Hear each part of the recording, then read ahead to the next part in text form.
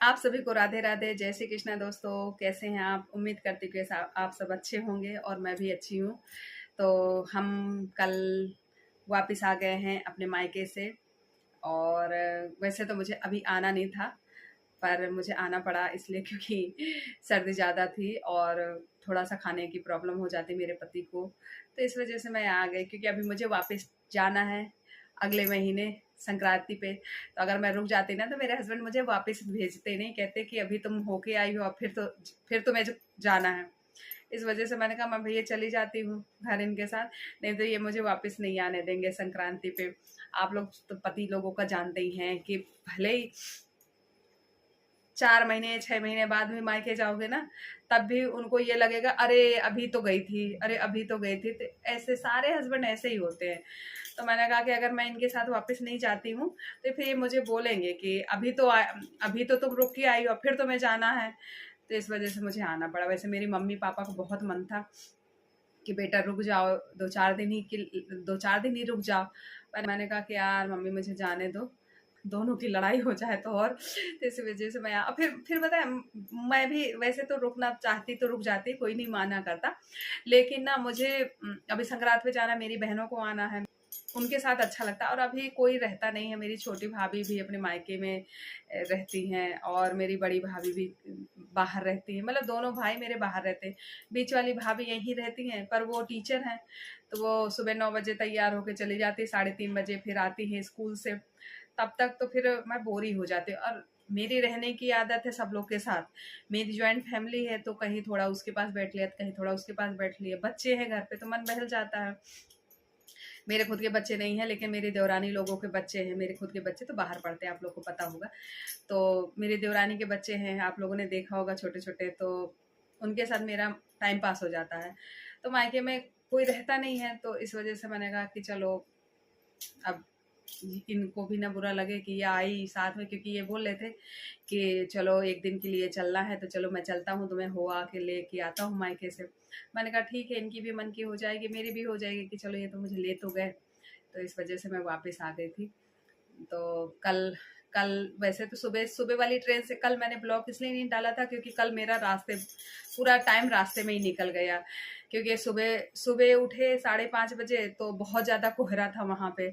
तो मैंने इनसे बोला, मैंने कहा देखो कोहरा है, मुझे वैसे भी सर्दी है, कोहरा है, हवा लगेगी, जाएंगे तो फिर ज़्यादा और सर्दी हो जाएगी, तबीयत तबीयत खराब होगी तो क्या मतलब है। और तो फिर इसलिए हम लोगों ने कहा कि चलो दोपहर वाली ट्रेन से चलते हैं। तो दोपहर वाली ट्रेन के लिए जब हम स्टेशन पहुंचे तो वहाँ पे 2 घंटा ट्रेन, 12 बजे की ट्रेन, 2 बजे ट्रेन मतलब आई हमारी। तो फिर हम लोगों ने कहा कि चलो कोई बात नहीं, घर ही तो पहुंचना है। तो फिर 2 बजे ट्रेन आई, 2 बजे बैठे, तब जाके हम 4:30 बजे अपने यहाँ पहुंच पाए। और वैसे वहाँ पे कोहरा था, लेकिन जब यहाँ पे आए तब खैर 4:30 बजे का को 5:30 बजे आई थी ट्रेन। तो 5:30 बजे तो वैसे भी शाम हो ही जाती है। पर रास्ते में हम लोग को सर्दी नहीं लगी, क्योंकि रास्ते में तो धूप थी। पर यह है कि बहुत ज़्यादा धूल थी, धूल उड़ रही थी। तो धूल ट्रेन के अंदर आई ना, तो फिर जैसे तैसे मेरी सर्दी सही हुई, फिर मुझे वापस से सर्दी हो गई। और फिर क्या है ना कि अब किसी को मना कर नहीं सकते, किसी को खिड़की बंद करके रखना, किसी को खिड़की नहीं बंद करके रखना। जो हमारे सामने वाले बैठे थे ना ट्रेन में, तो वो थोड़ा सा इकड़ू टाइप के थे, उनसे बोल रहे थे बार बार कि खिड़की बंद कर दो, खिड़की बंद कर दो। वो खिड़की नहीं बंद, वापस से जुकाम हो गया। नहीं तो मैंने दवा खाई थी, जुकाम सही हो गए थे, लेकिन वापस से जुकाम हो गए। आप लोग सोच रहे होंगे कि मैं इतना मेकअप करके ब्लॉग बना रही हूँ, पर मैं इतना मेकअप वैसे घर पे रहती तो नहीं करती। जब मैं वीडियो वगैरह बनाती हूँ ना, तभी मैं मेकअप करती हूँ।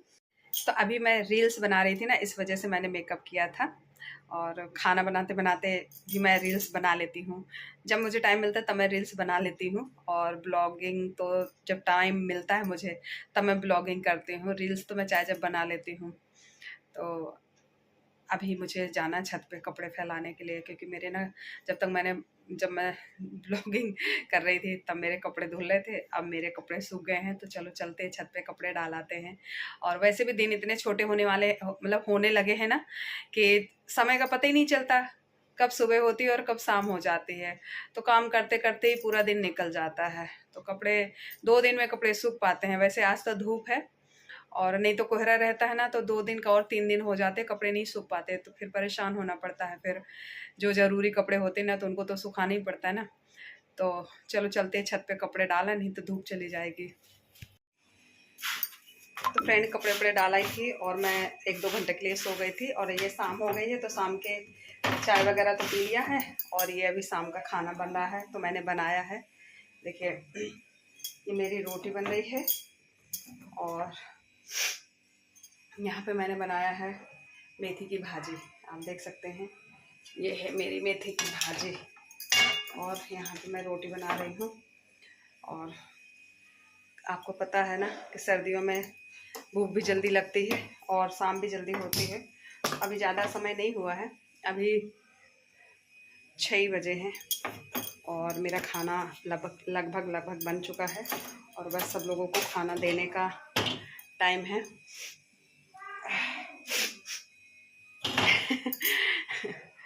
मेथी की भाजी मुझे बहुत पसंद है, गरम गरम मेथी की भाजी। और मैं अपने लिए बढ़िया अच्छी टिक्कड़ वाली रोटी बनाती हूँ और फिर उसके बाद मेथी की भाजी खाती हूँ।